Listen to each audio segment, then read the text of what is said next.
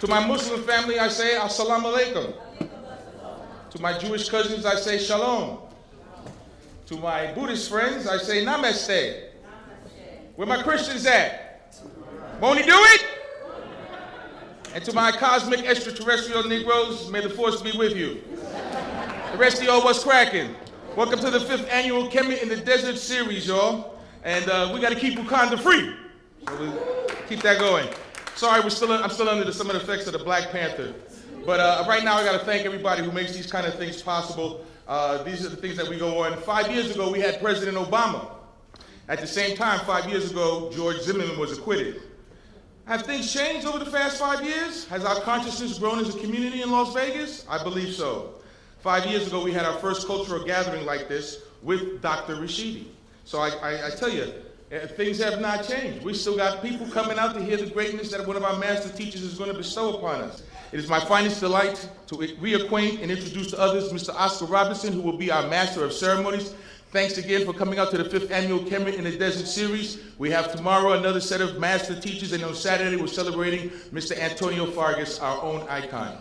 Get some blackness on you, sunshine in your face. It's all about what we do from the future on. So I appreciate your time, energy, and continue to listen to Power 88. It's part of the fabric of this community. Peace, y'all. Mr. Oscar Robinson, if you will.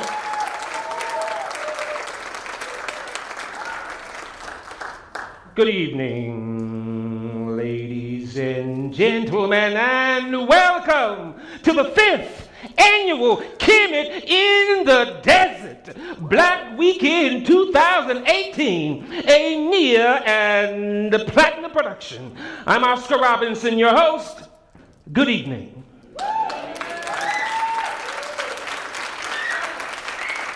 The word near is Swahili.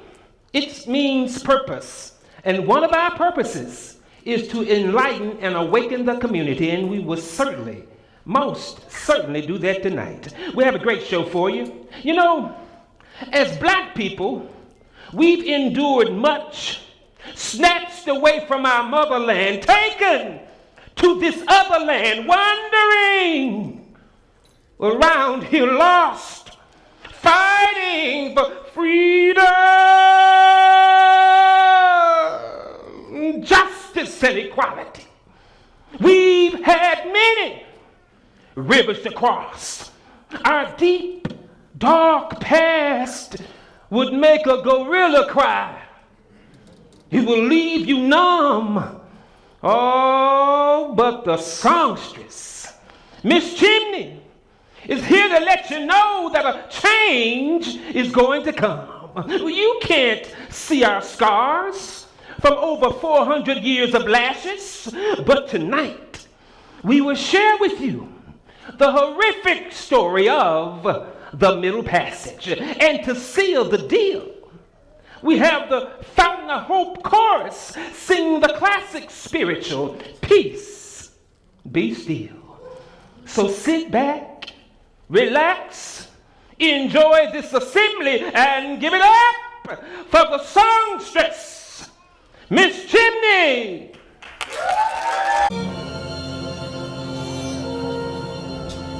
I was born by the river in a little tent.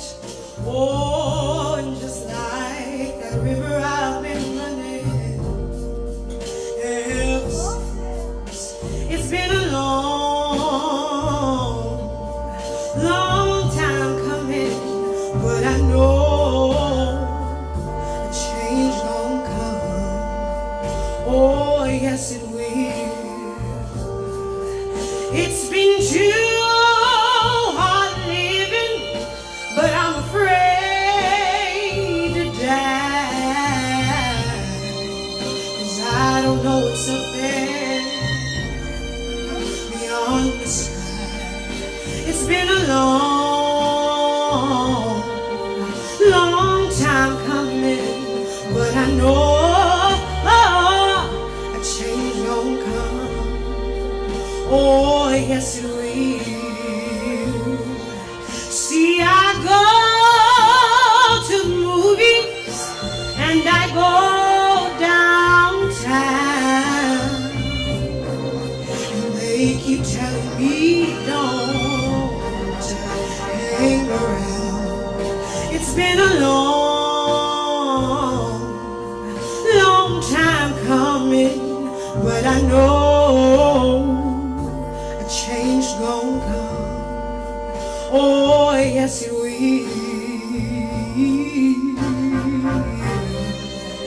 Then I go to my brother, yeah, and I say, brother, help me please.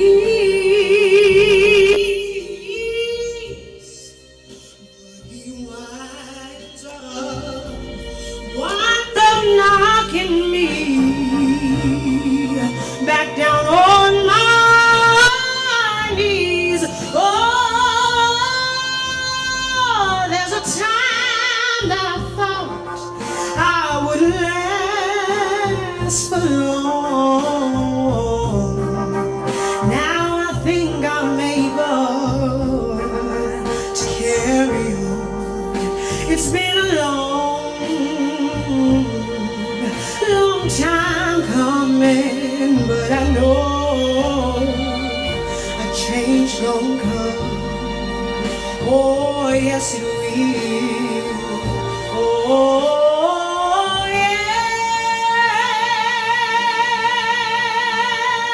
Spirit man, they call me Spirit man. I feel the spirit of our ancestors like no one on the planet can.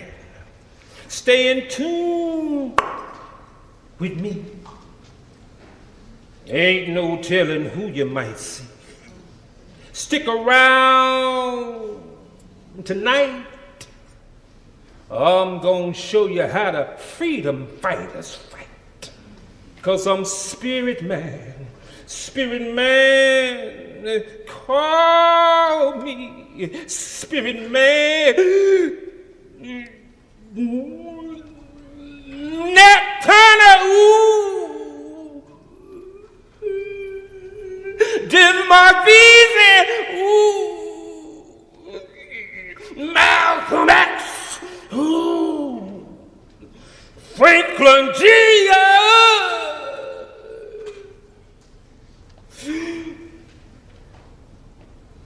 I'm the spirit of the Middle Passage.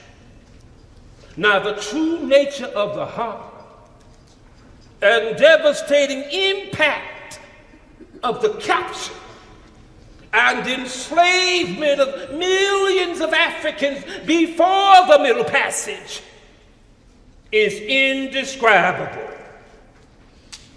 But I'm gonna do my best to paint you a picture of this horrific mess. The Africans were captured in the interior of the unforgiving jungle, in the sweltering sun, chains around our necks, under whips and guns. Truth be told, we had to walk nearly 1,000 miles to the coastlines of Ghana just to be sold. They called that the Death March, and they ain't never lied. 'Cause 2 out of every 5 Africans on that journey died. You do the math. About 90 miles outside of the coastlines, we finally reached the last bath, where we were separated by age, gender, and physical well-being. We were assessed. The young, strong, and robust, they kept the best. But the old and rebellious, they left. Tied them to the trees to fend for themselves against the elements. It was more than a notion, more than a hassle. The Europeans built 84 dungeons along the 500-mile coastlines of Ghana. They called them castles. 2 million Africans died on the way to the dungeons. There, in the dungeon, we were seasoned, like you season meat. To tenderize it, you beat it. There, in the dungeons, we were tortured, raped, women and men, murdered and burned those who survived and complied, was led through the door of no return. This was more than a notion. We were transported on European slave ships, more than 54,000 through the Atlantic Ocean. We endured much suffering from the ocean clashes. This here voyage is known as the Middle Passage. The average slave ship was built to hold 350 slaves. But the slave traders was greedy fiends that put 500 slaves in a ship and packed us like sardines. More often, the space no bigger than a coffin, chained together, hip to hip, in the darkness of the wet slime at the bottom of the ship. Average voyage, 5 to 8 weeks. Average temperature, 98 degrees. A recipe for disaster, sickness and disease. Lying in that position 23 hours a day. Once a day they took us to the deck to wash the feces away. Imagine the misery, inhaling the unbearable scent, choking on the stench of your own excrement. The diseased Africans were thrown to the sharks. The sharks were assured a meal. The sharks followed the slave ships the entire route. Today, they follow it still. It's no surprise. 1 out of every 3 Africans died. The slave traders didn't care whether we lived or died, or even survived this endurance. They were covered by Lords of London, Aetna, and New York life insurance. They got paid regardless. Good Lord!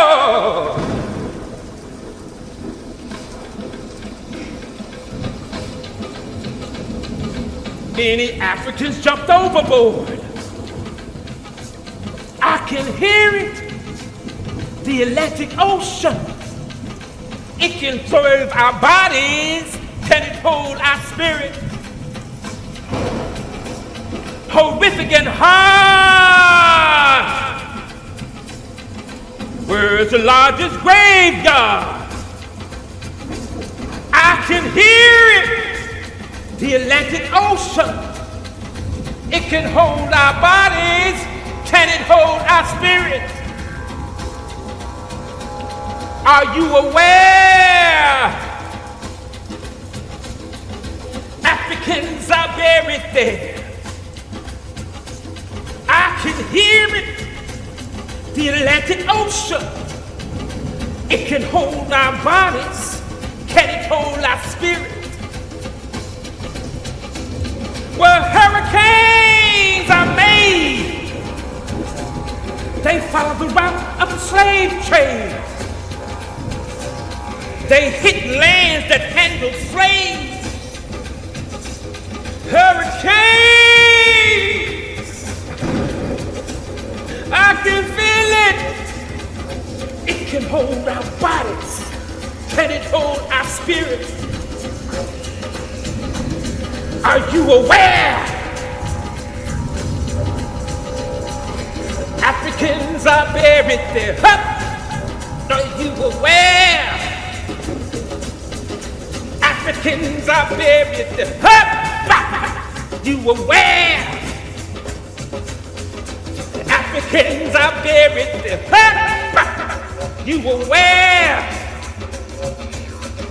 Africans are buried there.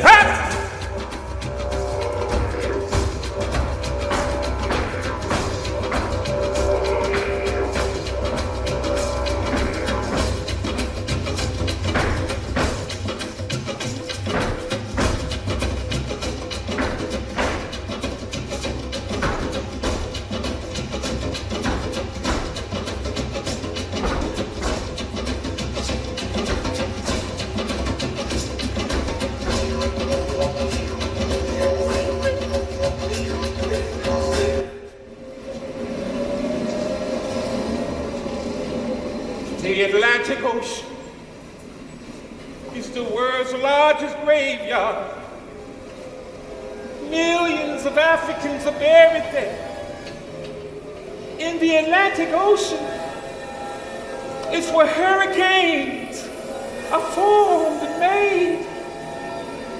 They follow the route of the slave trade. They only hit lands and handle slaves. I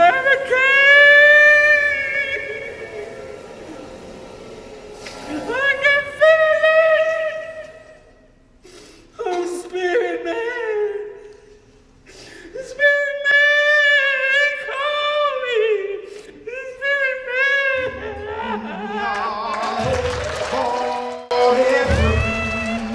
See, when I walk away down your home that by myself, and I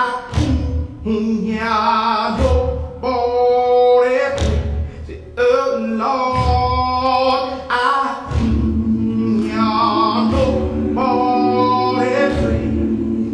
Lord,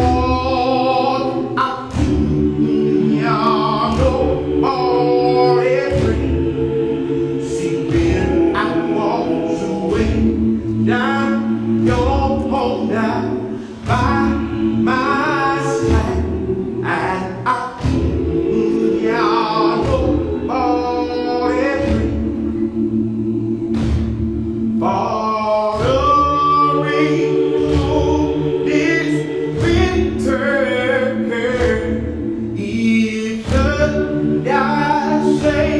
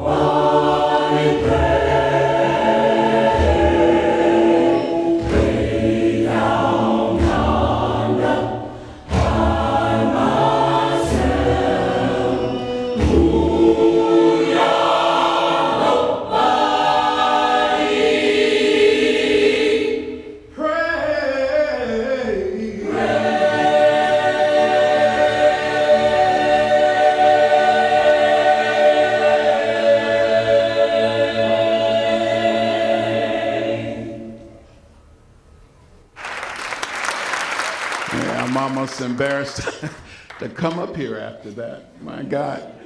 What a program. What a program. My name is Runoko Rashidi, and I'm your keynote. I can hardly say keynote speaker because after that, I guess I'm just the next act. My presentation tonight is called Black History Before and Beyond Enslavement. Now, we've already had a full dose. We've seen the horrors enacted before us of the Middle Passage. We've offered libation to the ancestors, and then the dancers and drummers have done a magnificent job of setting the table.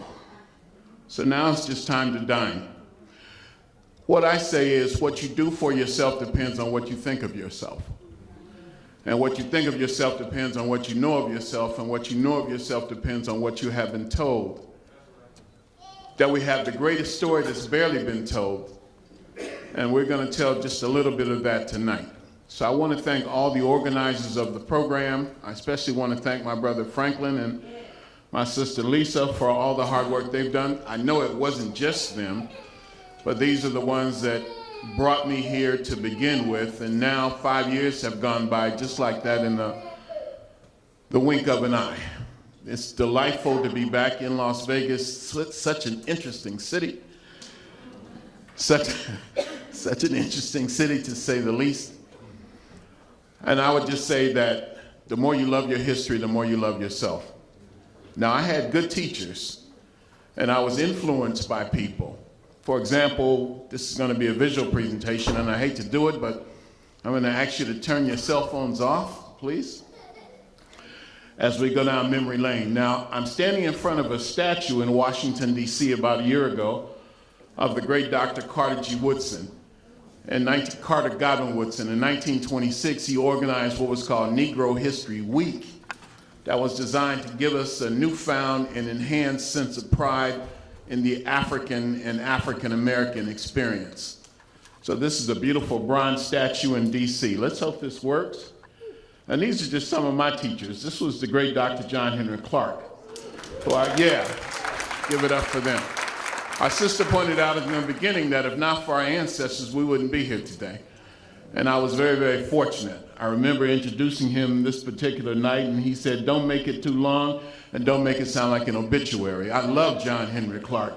He was really a prince among men, and of all the scholars, he's probably the one that I think about the most and miss the most. And then this is an older photograph. I think this was done in 2010 of the great Dr. Joseph Ben-Jochannan, okay? Unfortunately, we don't have a lot of time, so I'm going to have to go through these quickly. I have a lot to show you. This is Dr. John G. Jackson. Now, all these brothers, these three were contemporaries. He wrote Man, God, and Civilization, Introduction to African Civilization, Ages of Gold and Silver. He was born on April 1st, April Fool's Day, and he would say, "Runoko, I've been a fool ever since," okay? And then this is the great Dr. Ivan Gladstone Van Sertima.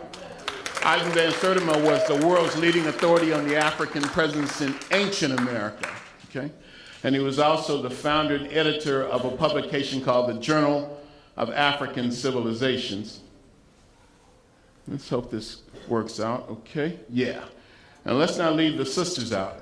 I think that we do a very, very poor job in recognizing black women.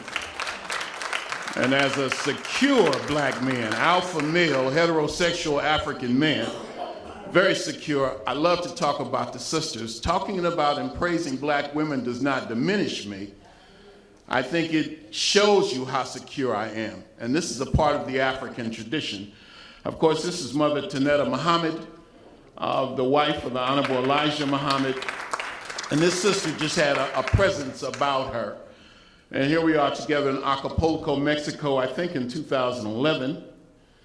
And then we have in the middle the great Dr. Asa Grant Hilliard III, tremendous person. And then we have Dr. Leonard Jeffries, who I understand was here 2 or 3 years ago. And here we are in Cape Coast, Ghana, attending the wedding of Brother Tony Browder, who I know some of you all know. So this is a very important photograph. Before I get to the part that I really am going to focus on, and I'm going to go quickly, I want to show you 5 reconstructions that are very, very important. This figure is called Cheddar Man. And Cheddar apparently is a place in England where they found these bones a long time ago, but now based on recent scientific developments are able to do a DNA analysis. This is a reconstruction of a man 10,000 years old, a black man with blue eyes no less, and straight hair, and this is the ancestor of all the people in Britain today. Now the British must really be catching hell right now. They must be tortured. You got a sister who's getting ready to marry into their royal family. That's bad enough. And then to find out that their ancestor was an African, boy, they must really be, wondering what did they do wrong. And then this is what scientists say the first people in Europe look like. This is supposed to be, I guess, a brother in Europe. I don't know where his hair is. Maybe they figure if they gave him brown skin, they ain't gonna give him nappy hair to boot, and that's as far as they're going to go. But this is what scientists led by the BBC say the first people in Europe look like. And this is a reconstruction from Morocco that's 160,000 years old. I just left Morocco about a week and a half ago, okay? This is a reconstruction of the world's first modern human, 160,000 years old. And then finally, in terms of the reconstruction, Lucia, the reconstruction of the skull of the first person known in the Americas. So you could see what the original people of the planet Earth look like. The question, I guess, should arise is, where do white people come from? Let's give it up one more time for the organizers of this program, Franklin, Oscar, Louisa, everybody. Okay. And also, we have to give a round of applause to the technicians who have worked hard to make sure that everything is running properly. Give it up for them. Now, this is the Ishango bone. This is one of the world's oldest mathematical counting sticks. It's 25,000 years old. So when Europeans were living in caves, Africans had already developed at least rudimentary basics of mathematics. African people are also the first people to deal with the concept of time. The first calendars, the first clocks come out of Africa. This is in the Natural History Museum in Brussels, Belgium. And then we're going to spend a lot of time, although I'll do it quickly because I know the Quasies are going to talk about it a lot tomorrow as well. And that's Kemet. That's the Nile Valley. That's ancient Egypt and Sudan. That's Kemet and Kush. And I'm going to go through the dynasties right quick. A dynasty is the key word. A dynasty is a family of rulers, one member of the family coming after the other for an extended period of time. And there were 30 dynasties in Kemet, of which 25 of them were native African dynasties. You do have 5 foreign dynasties. And at the head of every African dynasty was a woman, an African woman, a black woman. And this is very, very important. I cannot say enough about the wonder, the grandeur, the majesty, the beauty, the brilliance of black women, okay? And I'm ashamed when I see a brother who is not with a black woman. For me, it's a disgrace. Because whether we like it or not, we need each other to heal. So when I hear young people say, I don't see color, and you can't help who you fall in love with, it's revolting to me. Especially when I hear the brothers say that, because usually when people say that, that means they got somebody that don't look like them by their side and they're trying to justify it. Here's a brother who is racially profiled, I'm just gonna let it go. Racially profiled from cradle to grave. When you walk in the store, the security guard automatically follows you. When you get on the elevator, the women in the elevator clutch their purses. You're the last one to get hired, the first one to get fired. Traditionally, in the movies, you're the first one to get killed. But when it comes to picking a mate, you don't see color and you can't help who you fall in love. Are you stupid? Are you blind? Are you unable to control your emotions? And it would be different if it wasn't so many beautiful, available sisters out there almost begging for a good brother. Whether we like it or not, we need each other to heal. If we cannot do that basic fundamental building block, then what's the point? And this is a message we must convey to our children. We're not talking about hating anybody, but we damn sure talking about loving ourselves. And we need a big dose of self-love. Again, the more you love your history, the more you love yourself. This is the Scorpion King. He's called that simply because there's a scorpion in front of him. This is from the end of the pre-dynastic period. And this is the first king of Kemet. His name is Ahamena. This is a recent photograph that I took of him just about a month ago. This is King Djoser. This is one of the major pieces in the Egyptian Museum in Cairo.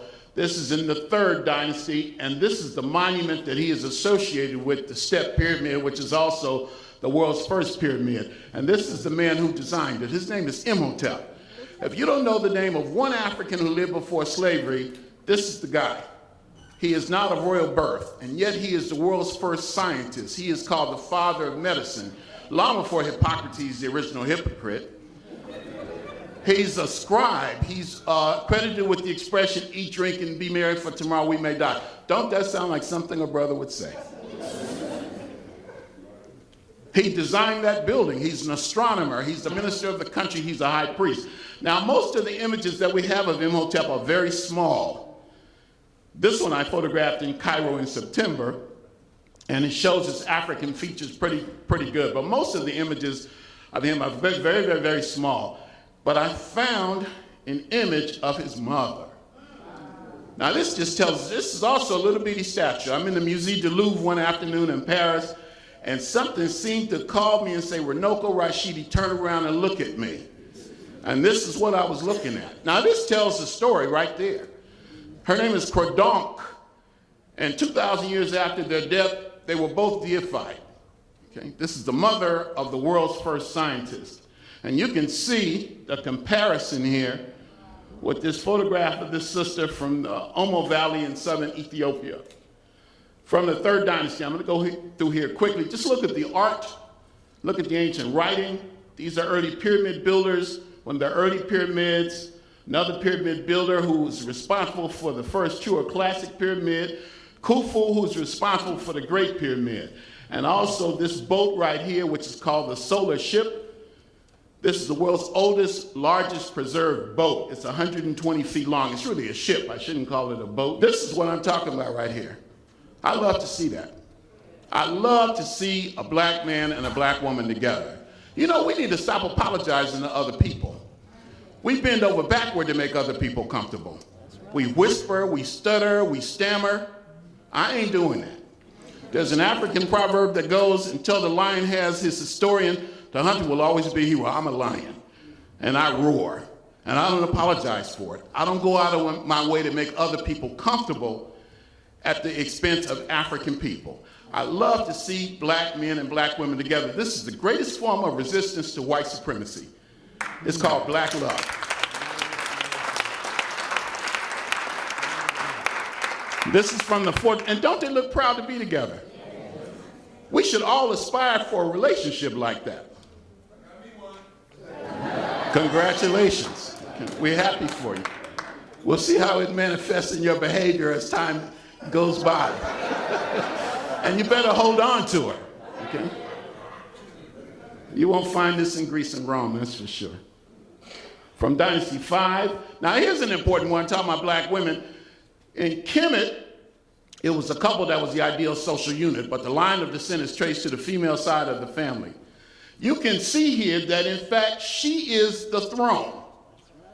This is a 10-year-old boy sitting on his mother's lap, looks like a little man. He reigned until he was 104. This is from Dynasty 6. When you see a figure painted black, you know they are very important. Now, the Egyptians themselves were black. Egypt is in Africa. You do know that, right? Everybody don't know that. But Egypt is in Africa. To my knowledge, it's always been in Africa. I've been to Egypt 24 times, and it's been in Africa every single time. They ain't moved to you to heard about it on CNN. Maybe even Fox. When a person is painted black, it's symbolic. What does that mean? Divinity. In Egypt, black denoted deification and divinity. In other words, black in Kemet was the color of God. For some of us, black is still the color of God. Look at my brother right here. Look at that afro. Try to imagine Runoko Rashidi with an afro when he was a university student, okay? I know it's hard, but try. I mean, the hairstyles in and of itself tells the story. Speaking of which, this is the same king. Look at those big Barack Obama ears. The idea was the bigger the ear, the more you could hear, and the more you heard, the more you would know, and the more you knew, the more power you would possess. Don't run from knowledge, run to it. That's right. Don't be talking about, I don't want to hear that black stuff. Embrace it. Because we're talking about you. And look, you can't get any more African than that. These are the pieces you won't see on the Discovery Channel and the Learning Channel and the History Channel, and you damn sure ain't gonna see them on BET. Okay? This is in Vienna, Austria. Look, his name is Naamare Amenhotep III, one of the most powerful pharaohs of them all. Okay. Again, and here he is again in the form of Sphinx. That's my favorite king. Look at the hair. That's what we call happy to be nappy hair. This is from the 18th dynasty. This is a man named Thutmose I, and this is a woman named Queen Amos, and they are the parents of the most powerful female pharaoh. This is Maqere Hatshepsut. She reigned for 20 years. This is her significant other and also her architect holding Hatshepsut's daughter Neferah. This is from the Temple of Hatshepsut at Del Bari. This is a powerful warrior king named Thutmose III. He reigned for 54 years, led 17 military campaigns in person, and conquered 105 nations. And this is God Amen. This is where we believe we get the expression, amen. Don't stop saying, can I get an amen? These are fragments in the face of Akhenaten. Akhenaten is identified by many as the world's first monotheist. Barack Obama, right in front of you, he could have posted it. Here he is again, almost like he could talk. Look at the art. And this is Nefertiti. Not the Nefertiti that you're used to seeing. This is the real one. I don't know about that one they showing on TV. I'm not able to get with that. And here she is again. Look at those lips, just made for kissing. Pardon me, Nefertiti. And here they are together. Nefertiti pouring Akhenaten a glass of wine. How tender. I could relate. I could go back to Egypt and fit right in. You could too. Because they were so African, just like we are. The problem is we've been taught that Africa is the worst place it ever was. So some of us would rather be turds in a toilet than an African. You got a bunch of lunatics right now going around saying we're not African, we are Native Americans. I'm tired of that. That's just foolishness. That's lunacy. That makes our enemies celebrate. We are African people. Get comfortable with that. And once you know something about Africa, you won't run from Africa. You'll run to Africa. It used to be when I was a youngster, if you had called me an African, I would have been very upset. We might have come to blows. Now, if you say I'm not an African, you better stand back. Because being an African to me is the greatest thing in the world. I love Africa. I love myself. I know about myself. And we need Africa, and Africa needs us. Yes, yes. When those white folks picked us up, they didn't pick up Puerto Ricans and Bajans and Jamaicans and Haitians and African Americans. They picked up black people. They picked up African people. Just because a cat has babies in an oven, you don't call the babies biscuits. The African proverb goes, just because a log lays in the river for a long time, it does not become a crocodile. Your place of birth does not determine your identity. Jewish people, whether they be in New York or London or Los Angeles or Las Vegas, identify with Israel. African people must have that same sense of love and devotion to Africa. And here it is. This is the photograph of Christ. I used to say it was the oldest. I don't know how old it is, but it's old. And it doesn't look like most of the ones that we see. He got good hair. And he got fair skin. And all of his disciples have the same. Now, I don't care if you believe in Jesus or not. I don't care if you're Christian or not. Your religion is your business. But that's a historical document. So at least be aware of it. And people will say the color of Christ doesn't matter. If it don't matter, why is he white all the time? Now, I don't know about you. I grew up in the church. I grew up in the Church of God in Christ. And I was told God had created me in his own image. So I think a lot of us have a disconnect. And then that thing called slavery. Transatlantic slave trade had profound consequences in our history. It changed the power dynamics of the world. It changed the way the world came to see Africa, and unfortunately, perhaps even worst of all, it changed the way African people came to see themselves. Now, we are told all the time those Africans sold us. I don't know about that. But I do know that Africans fought against enslavement.